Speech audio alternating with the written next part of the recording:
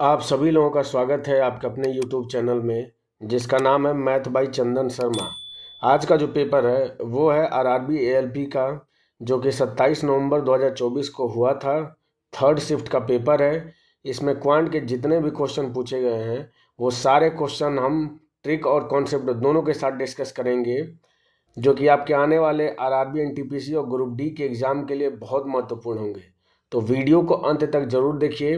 इससे आपको सीखने को मिलेगा कि एग्ज़ाम में आप किस तरीके से क्वेश्चन को टैकल कर सकते हैं, किस तरीके से क्वेश्चन को सॉल्व कर सकते हैं कम से कम समय में। तो चलिए बिना किसी देरी के हम स्टार्ट करते हैं। पहला क्वेश्चन कह रहा है कि किसी राशि पर 16% का वार्षिक ब्याज दर से 3 वर्षों में जो साधारण ब्याज मिलता है वो 480 रुपये मिलता है। तो पूछ रहा है कि साधारण ब्याज की जो राशि है वो क्या होगी। तो देखिए 16% के हिसाब से 3 वर्ष का जो ब्याज होगा वो कितना हो जाएगा, 48% होगा। और इस 48% की वैल्यू आपको दिया है क्वेश्चन में 480। ये कितने गुना है, तो यहाँ से 1% की वैल्यू हम निकाल देंगे तो ये 10 गुना है, तो 10 निकल के आ जाएगी। मूलधन आपसे पूछ रहा है तो मूलधन अपने आप में 100% होता है।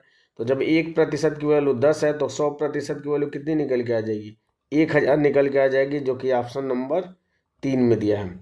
बढ़ते हैं अगले क्वेश्चन पे। अगला क्वेश्चन कह रहा है कि एक दुकानदार एक वस्तु को 319.6 में खरीदता है। 25% लाभ प्राप्त करने के लिए उसे लगभग किस मूल्य पर वस्तु को बेचना चाहिए। तो लगभग का है ना, तो हम भी वैल्यू को लगभग में ही मानेंगे। 319.6 को लगभग में हम मान लेते हैं 320। अब 25% लाभ पे बेचता है, इसका मतलब क्या है कि अगर 4 की वस्तु है तो उसको 5 पे बेच रहा है। तो ये 320 जो है वो 4 का मान हो जाएगा। तो यहाँ से 1 का मान हम निकालेंगे तो दोनों तरफ 4 का भाग दे देंगे, तो 4 बटे 32 यानी 80 हो जाएगा 1 का मान। तो आपसे पूछ रहा है कि वस्तु का मूल्य, और वस्तु का मूल्य हमने 5 माना है, तो 5 की वैल्यू क्या हो जाएगी, जब 1 की वैल्यू 80 है तो 5 की वैल्यू क्या हो जाएगी, 5 गुणे 80, और 5 में 80 का गुणा करेंगे तो 40 यानी 400 आ जाएगा, जो कि ऑप्शन नंबर 3 में दिया है। बढ़ते हैं अगले क्वेश्चन पे। अगला क्वेश्चन कह रहा है कि सुमित स्कूटर से 10 किलोमीटर 120 मीटर, पैदल 1 किलोमीटर 970 मीटर और बस से 15 किलोमीटर 850 मीटर की यात्रा करता है। सुमित द्वारा तय की गई कुल दूरी कितनी है आपको बतानी है। तो किलोमीटर यहाँ लिख लेते हैं और यहाँ लिखते हैं मीटर। तो स्कूटर से तय कर रहा है तो 10 किलोमीटर और कितने मीटर, तो 120 मीटर। पैदल चल रहा है 1 किलोमीटर 970 मीटर, और बस से चल रहा है 15 किलोमीटर और 850 मीटर। इन सब को जोड़ लेंगे तो ये हो जाएगा 0, 7 2 9 और 9 और 5 14, यानी लास्ट में 4 जीरो आना चाहिए। और लास्ट में 4 जीरो अगर ऑप्शन को ध्यानपूर्वक देखें तो सिर्फ और सिर्फ ऑप्शन नंबर 4 में दिया है। तो ये इसका क्या हो जाएगा, करेक्ट आंसर हो जाएगा। बढ़ते हैं अगले क्वेश्चन पे। अगला क्वेश्चन कह रहा है कि ए का वेतन बी के वेतन से 20% कम है। तो अगर बी का वेतन अगर हम 100 मानते हैं तो ए का वेतन कितना हो जाएगा, इससे 20% कम हो जाएगा यानी 80 हो जाएगा। आपसे क्वेश्चन पूछ रहा है कि बी का वेतन जो है वो ए से कितने प्रतिशत अधिक है। तो कितना अधिक है, 20, किससे, ए से, तो ए की वैल्यू है 80। प्रतिशत में पूछ रहा है तो 100 से क्या करेंगे, हम गुणा कर देंगे। तो 20 चौको 80 और 4 से 100 में भाग करेंगे तो कितनी बार जाएगा, 25 बार, यानी 25% उसकी वैल्यू अधिक हो जाएगी, जो कि ऑप्शन नंबर 2 में दिया है। बढ़ते हैं अगले क्वेश्चन पे। अगला क्वेश्चन कह रहा है कि एक वस्तु को उसके क्रय मूल्य से 50% अधिक मूल्य पर अंकित किया जाता है। यदि वस्तु का अंकित मूल्य 1500 है तो वस्तु का क्रय मूल्य कितना होगा।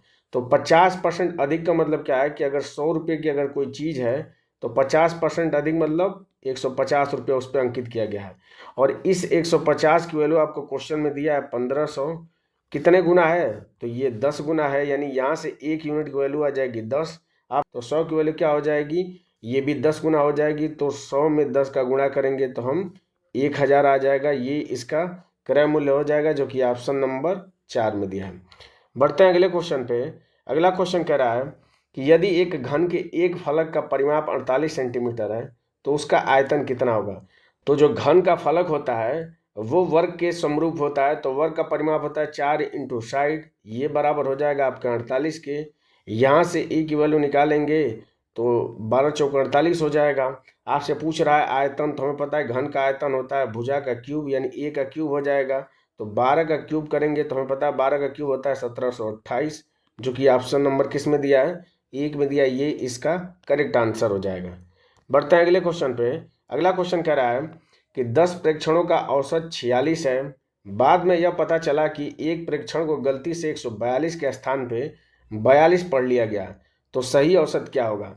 तो देखिए, लिखना था 142 और गलती से उसने क्या लिख दिया, 42 लिख दिया, और 42 लिखने के बाद औसत कितना आ रहा है, तो 46 आ रहा है। तो देखिए कितना कम ये लिख दिया है, तो 142 में से 42 घटा देंगे, यानी कि ये 100 कम लिख दिया है, यानी इसको 100 अधिक लिखना चाहिए था। तो ये 100 कितने लोगों पे बटेगा, तो 10 प्रेक्षणों का औसत है तो 10 लोगों पे बटेगा, तो 10 से भाग कर देंगे तो पर प्रेक्षण कितने बढ़ जाएगा, तो 10 बढ़ जाएगा। तो पहले अगर औसत 46 था तो अब इसमें 10 बढ़ के अब नया औसत क्या हो जाएगा, तो 56 हो जाएगा, जो कि ऑप्शन नंबर 1 में दिया है। बढ़ते हैं अगले क्वेश्चन पे। अगला क्वेश्चन कह रहा है कि यदि 2400 को ए और बी के बीच में 7:5 के अनुपात में बांटा जाता है तो ए का हिस्सा क्या होगा? तो यहाँ से अगर हम मान लेते हैं कि ए को 7 मिला है और बी को मिला है 5, तो ये हो जाएगा, दोनों का योग अगर हम करेंगे तो 12 हो जाएगा। इस 12 की वैल्यू आपको क्वेश्चन में दिया है 2400, कितने गुना है, तो यहाँ से ए की वैल्यू निकाल देंगे तो 12 गुना के 24 यानी 200 आ जाएगा। आपसे पूछ रहा है ए का हिस्सा, तो ए का हिस्सा हमने 7 माना है, तो 7 यूनिट की वैल्यू कितनी निकल के आ जाएगी, तो 200 में 7 का गुणा करेंगे तो 7 गुना के 1400 क्या हो जाएगा, इसका आंसर हो जाएगा, जो कि ऑप्शन नंबर 3 में दिया है, ये इसका राइट आंसर हो जाएगा। बढ़ते हैं अगले क्वेश्चन पे। अगला क्वेश्चन कह रहा है कि यदि 6 पुरुष और 8 लड़के किसी कार्य को 10 दिन में कर सकते हैं, जबकि 24 पुरुष और 48 लड़के उसी कार्य को 2 दिन में कर सकते हैं, तो 20 पुरुषों द्वारा उसी कार्य को करने में कितना समय लगेगा? इससे पहली वाली जो शिफ्ट कराई थी 27 नवंबर को, जो सेकंड शिफ्ट हुआ था, उसमें सेम यही क्वेश्चन पूछा गया था, बस इसमें जो 20 पुरुषों द्वारा कराया गया उसमें कुछ अलग था। बाकी ऊपर के जो क्वेश्चन थे वो बहु वैल्यू के साथ यही क्वेश्चन था। तो इसको हम लगा लेते हैं। तो पुरुष को अगर हम मेल एम मानते हैं और बॉयज को लड़के बी मानते हैं, तो 6 पुरुष और 8 लड़के किसी कार्य को कितने दिन में करते हैं, तो ये कर रहे हैं 10 दिन में कर रहे हैं। अब इसी सेम कार्य को 26 पुरुष और 48 लड़के कितने दिन में कर रहे हैं, तो ये 2 दिन में कर रहे हैं। तो यहाँ से पुरुष और लड़के की इफिशियंसी का रेशियो हम निकाल देंगे। तो इसको सिंप्लीफाई करेंगे तो 2 से कट करेंगे तो 5 बार चला जाएगा, 5 में 6 का गुणा करेंगे तो ये 30 मेल हो जाएगा। इधर 26 है, बराबर की इधर लाएंगे तो घट जाएगा, तो 30 में से 26 घटाएंगे तो 4 मेल हो जाएगा। और इधर क्या बचेगा, 48 बॉयज हो जाएगा ये, तो 48 बॉयज है और 8 बचे 40, ये इधर जाएगा तो क्या बच जाएगा, 48 में से 40 घटाएंगे तो 8 बॉयज इधर बच जाएगा। तो मेल और बॉयज इनका रेशियो निकल के आ जाएगा 8/4 का मतलब हो जाएगा 2/1 निकल के आ जाएगा। यानी यहाँ से मेल की इफिशियंसी 2 आ गई और लड़कों की इफिशियंसी 1 आ गई। तो टोटल वर्क निकाल देंगे, इसमें या इसमें दोनों में से किसी में रख के टोटल वर्क निकाल देंगे। तो टोटल वर्क हो जाएगा, मेल की जगह पे 2 रखेंगे तो 6 दूना के 12 और 8 कितना हो जाएगा 20, और 20 में 10 का गुणा करेंगे तो 200 टोटल वर्क हो जाएगा। अब इसको कराना किससे है, तो 20 पुरुषों से। पुरुष की इफिशियंसी 2 है तो 20 की कितनी हो जाएगी, 40 हो जाएगी। भाग देंगे तो नंबर ऑफ डेज निकल के आ जाएगा, तो 4 पचे 20, यानी 5 दिन में वो इस पूरे कार्य को कर लेंगे, जो कि ऑप्शन नंबर 3 में दिया है। बढ़ते हैं अगले क्वेश्चन पे। अगला क्वेश्चन कह रहा है कि एक 3 अंक की संख्या इस प्रकार है कि इकाई का अंक, दहाई का अंक और सैकड़े का अंक का जो अनुपात है वो 1:2:3 है। इस संख्या और इसके अंकों को उलटकर प्राप्त जो संख्या है दोनों का योग 1332 है। तो आपको बतानी है कि संख्या क्या होगी। तो मैं मान लेता हूं कि इकाई का अंक 1 है, दहाई का 2 है और सैकड़े का 3 है। तो मैं मान लेता हूं कि ये हमारी संख्या है, ये मैंने माना है। तो अंकों का स्थान पलटेंगे तो ये संख्या क्या हो जाएगी, 1 2 3 हो जाएगी। अंकों का स्थान पलटते ही दोनों का योग हम निकाल देंगे, तो जोड़ेंगे तो 3 1 4 हो जाएगा, 2 2 4 हो जाएगा, 3 1 4, यानी जोड़ने पर 444 प्राप्त हो रहा है। लेकिन क्वेश्चन में कह रहा है कि जोड़ने पर कितना प्राप्त हो रहा है, 1332 प्राप्त हो रहा है। कितने गुना है इसका, तो देख रहे हैं कि ये 3 गुना दिख रहा है। तो यहाँ से एक की वैल्यू आ जाएगी 3 गुना। तो जो हमने संख्या मानी है 321 व 321 न होके इसका भी कितना गुना हो जाएगा, 3 गुना हो जाएगा। तो 3 गुना करेंगे तो 3 का में 3, 3 दूना के 6, 3 3 9, यानी जो मूल संख्या होगी वो 963 होगी, जो कि ऑप्शन नंबर 1 में दिया, ये इसका करेक्ट आंसर हो जाएगा। बढ़ते हैं अगले क्वेश्चन पे। अगला क्वेश्चन कह रहा है कि यदि किसी गोले की त्रिज्या में 50% की वृद्धि हो जाती है तो पृष्ठीय क्षेत्रफल में कितने प्रतिशत की वृद्धि होगी। तो हमें पता है कि जो गोले का पृष्ठीय क्षेत्रफल होता है 4πr²। तो 4 और पाई दोनों कांस्टेंट वैल्यू हैं, तो इससे उसके क्षेत्रफल पे कुछ असर नहीं पड़ेगा। यहाँ पे सिर्फ आर की वैल्यू बढ़ रही है, तो चूंकि 50% बढ़ रही तो स्क्वायर है, इसका मतलब 2 बार बढ़ेगी। तो यहाँ पे सक्सेसिव डिस्काउंट का फॉर्मूला लगा देंगे। तो 50 + 50 और प्लस हो जाएगा 50 × 50, क्योंकि वृद्धि हो रही तो इसलिए प्लस मिलेंगे, डिवाइडेड बाई 100 हो जाएगा। तो 0 से 0 कट गया, 0 से 0, 50 और 50 100 हो जाएगा। 5 में 5 का गुणा करेंगे तो 25, दोनों को जोड़ देंगे तो 125% उसका पृष्ठीय क्षेत्रफल बढ़ेगा, जो कि ऑप्शन नंबर 2 में दिया है।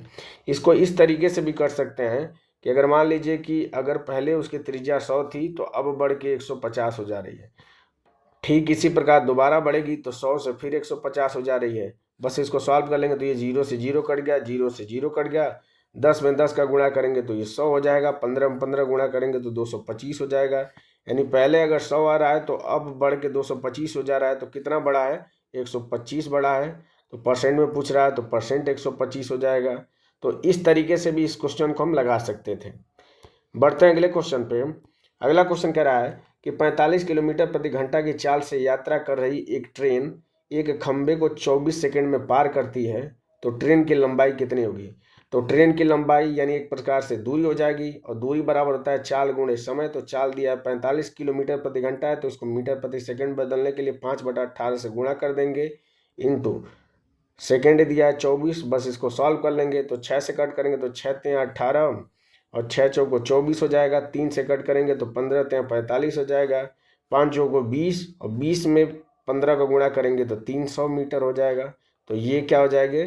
उस ट्रेन की लंबाई हो जाएगी, जो कि ऑप्शन नंबर 3 में दिया है। बढ़ते हैं अगले क्वेश्चन पे। अगला क्वेश्चन कह रहा है कि एक व्यक्ति की मासिक आय 13,500 है और उसका मासिक व्यय 9,000 है, वह लगभग कितने प्रतिशत मासिक आय की बचत करता है, ये आपसे पूछ रहा है। तो हम निकाल देते हैं कि व्यय परसेंट कितना है, और अगर व्यय परसेंट निकल के आ जाएगा तो बस 100 में से माइनस कर देंगे तो उसकी बचत परसेंट निकल के आ जाएगी। तो देखिए 9,000 रुपये बचा रहा है, और कितने पे बचा रहा है? तो 13,500 पे बचा रहा है। तो परसेंट में बदलने के लिए 100 से गुणा कर देंगे, तो ये 0 से 0 कट जाएगा। 15 से कट करेंगे तो 15 × 9 135, 15 × 6 90 हो जाएगा, यानी 600 हो जाएगा। 3 से कट कर देंगे तो ये हो जाएगा 200 हो जाएगा। नीचे क्या हो जाएगा? 3 हो जाएगा। और 200/3 ये किसके बराबर होता है? ये हमें मालूम है कि 66.66% के बराबर होता है। और टोटल जो उसकी इनकम है वो 100% है, इसमें से 66.66% घटा देंगे तो आंसर क्या निकल के आ जाएगा? 33.33% इसकी क्या निकल के आ जाएगी? बचत, जो कि ऑप्शन नंबर 4 में दिया है। बढ़ते हैं अगले क्वेश्चन पे। अगला क्वेश्चन कह रहा है कि माता, पुत्र और पुत्री की आय का योग दिया है 70 वर्ष। यदि माता अपने पुत्र से 3 गुनी बड़ी है और पुत्री अपने भाई से 5 वर्ष बड़ी है, तो माता की आयु कितनी होगी। ये भी सेम क्वेश्चन आपको प्रीवियस ईयर में पूछा गया है, इसको मैं करा चुका हूँ इस चैनल पे। अगर आप मेरे चैनल को रेगुलरली फॉलो कर रहे हैं तो आप इस क्वेश्चन से भी परिचित हो चुके होंगे। तो मैं मान लेता हूँ कि उसके बेटे की जो उम्र है वो x है, ये बेटे की उम्र है। तो कह रहा है कि पुत्री अपने भाई से 5 वर्ष बड़ी है, तो पुत्री की उम्र क्या हो जाएगी? इससे 5 यानी x + 5 हो जाएगी। और माता कह रही है कि पुत्र से 3 गुनी है, यानी कि माता की उम्र क्या हो जाएगी? 3x हो जाएगी। और इन तीनों की आय का जो योग है वो आपको क्वेश्चन में दिया है 70। यहाँ से x की वैल्यू निकाल देंगे तो ये x, x 2x और 3x कितने x हो जाएंगे? 5x हो जाएगा। ये बराबर किसके हो जाएगा? तो 70 में से 5 घट जाएगा तो 65 हो जाएगा। यहाँ से x की वैल्यू 13×5 = 65, 13 निकल के आ गई। और जैसे ही x की वैल्यू 3x में रखेंगे तो आंसर क्या निकल के आ जाएगा? तो 3 × 13, और 13 में 3 का गुणा करेंगे तो 39 साल माता की उम्र निकल के आ जाएगी, जो कि ऑप्शन नंबर 3 में दिया है। बढ़ते हैं अगले क्वेश्चन पे। अगला क्वेश्चन कह रहा है x + a और x + b का गुणनफल क्या होगा, ये आपसे पूछ रहा है। तो देखिए यहाँ भी प्लस है और यहाँ पे भी प्लस है, तो जो आंसर आएगा उसमें प्लस होना चाहिए। तो इसमें माइनस है तो ये नहीं होगा, इसमें माइनस है तो ये भी नहीं होगा, इसमें प्लस है तो ये हो सकता है, इसमें माइनस है तो ये भी नहीं होगा।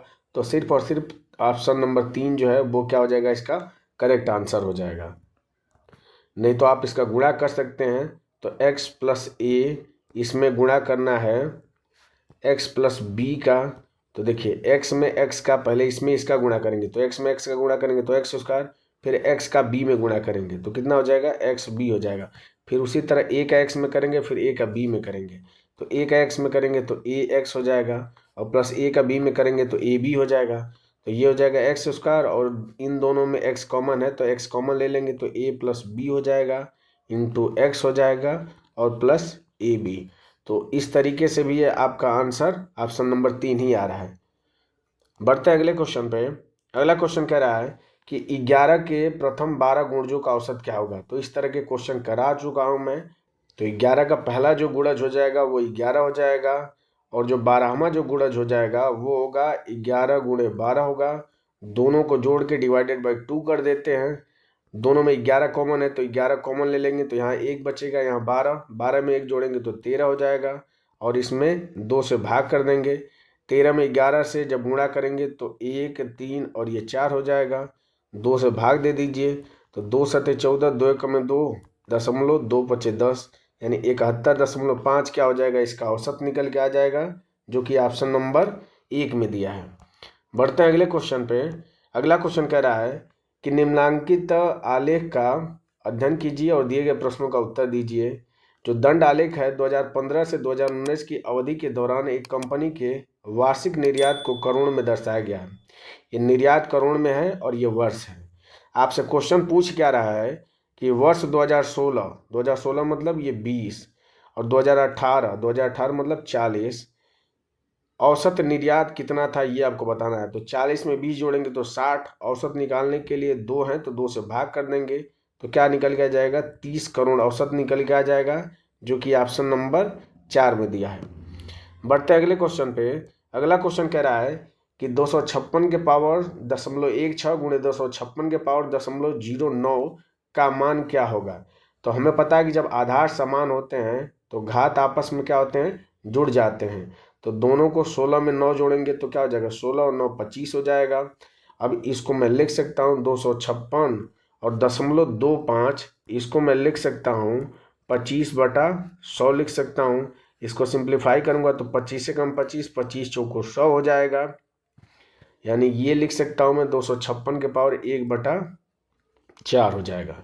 और हमें पता है कि 256 जो है वो 4 के घाते 4 है, तो इसके पावर हो जाएगा 1/4। आगे इसको सिंप्लीफाई करेंगे तो ये हो जाएगा बराबर 4 के घाते, ये 4 और 1/4 का गुणा हो जाएगा, तो 4 में 1/4 गुणा करेंगे तो 1 हो जाएगा। तो आंसर क्या निकल के आ जाएगा, 4 निकल के आ जाएगा, जो कि ऑप्शन नंबर 2 में दिया है। बढ़ते हैं अगले क्वेश्चन पे। अगला क्वेश्चन कह रहा है कि सेक 4a बराबर कोसेक 3a माइनस 50 अंश है। तो 4a और 3a न्यून कोण है, तो आपको बताना है कि कोसेक a प्लस 25 डिग्री का मान क्या होगा, ये आपसे पूछ रहा है। तो हमें यहाँ पे एक फॉर्मूला मालूम है कि अगर सेक a जो है, अगर कोसेक b के अगर बराबर है तो यहाँ से a प्लस बी की वैल्यू 90 अंश के बराबर होनी चाहिए। ये एक आइडेंटिटी है, तो बस कर देंगे। तो 4a और प्लस हो जाएगा 3a माइनस 50, ये बराबर किसके हो जाएगा, 90 डिग्री के बराबर हो जाएगा। तो 4a और 3a कितने a हो जाएंगे, 7a, और 50 जब उधर जाएगा तो 90 में 50 जोड़ेंगे तो 140 अंश हो जाएगा। तो यहाँ से a की वैल्यू कितना निकल के आ जाएगी, 140 में 7 से भाग करेंगे तो 20 अंश निकल के आ जाएगा। और आपसे पूछ रहा है कि कोसेक a प्लस 25 अंश, तो कोसेक और a की वैल्यू अगर हम 20 रखेंगे तो 20 और 25 कितना हो जाएगा, 45 अंश हो जाएगा। अब कोसेक 45 अंश का मान होता है कर्ण में 2 होता है, तो इसका आंसर क्या हो जाएगा, कर्ण में 2 हो जाएगा, जो कि ऑप्शन नंबर 3 में दिया है। बढ़ते हैं अगले क्वेश्चन पे, और ये इस पेपर का लास्ट क्वेश्चन है। क्वेश्चन कह रहा है कि 5118 निम्नलिखित में से किससे विभाज्य है। तो 6 से विभाज्यता का नियम ये होता है कि जो संख्या 2 और 3 दोनों से विभाजित हो वो संख्या 6 से भी विभाजित होगी। और 2 से विभाज्यता का नियम ये कहता है कि जिस संख्या के इकाई के स्थान पे 0, 2, 4, 6, 8 होता है वो संख्या 2 से विभाजित होती है। और 3 से विभाज्यता का नियम ये कहता है कि जिन संख्या के सभी अंकों का योग अगर 3 से विभाजित है तो वो संख्या 3 से विभाजित होती है। तो देखिए इकाई के स्थान पे 8 है, इसका मतलब ये संख्या 2 से विभाजित होगी। और 5 एक 6 और 8 एक 9, 9 6 15 यानी 15 3 से विभाजित है। इसका मतलब ये संख्या 2 और 3 दोनों से विभाजित है, तो ये 6 से भी पूर्णतः विभाजित होगी। तो इसका आंसर क्या हो जाएगा? ऑप्शन नंबर ए इसका करेक्ट आंसर हो जाएगा। बाकी वैल्यू को अगर चेक करेंगे तो 5 से विभाज्यता का नियम ये कहता है कि जिसके इकाई के स्थान पर 0 या 5 हो वो संख्या 5 से विभाजित होती है। 8 से विभाज्यता का नियम ये कहता है कि इकाई, दहाई और सैकड़े के स्थान पर बनी संख्या 8 से विभाजित हो। तो 118 8 से विभाजित नहीं है, तो इसका मतलब ये पूरी संख्या 8 से विभाजित नहीं होगी। और 7 से विभाज्यता का नियम ये कहता है कि जो भी इकाई के स्थान पे है उसका दोगुना कर दीजिए और बाकी जो संख्या है उसमें से घटा दीजिए। अगर उसके बाद से अगर संख्या 7 से विभाजित हो रही है तो पूरी संख्या 7 से विभाजित होगी, और अगर विभाजित नहीं होती है तो पूरी संख्या 7 से विभाजित नहीं होगी। तो ये संख्या 7 से विभाजित नहीं होगी। 7 से आप चेक कर सकते हैं, क्योंकि 7 7 49, 2 21 7 21 और 8 7 से विभाजित नहीं होगा। तो इसका करेक्ट आंसर ऑप्शन नंबर 1 6 हो जाएगा। तो इस तरीके से एएलपी का जो 27 नवंबर 2024 को थर्ड शिफ्ट में पेपर हुआ था, उसमें क्वांट के जितने भी क्वेश्चन पूछे गए थे वो सारे क्वेश्चन हमने एक एक करके डिस्कस कर लिए। मुझे उम्मीद है कि ये वीडियो आपको अच्छी लगी होगी। आपने इस वीडियो से कुछ न कुछ ज़रूर सीखा होगा।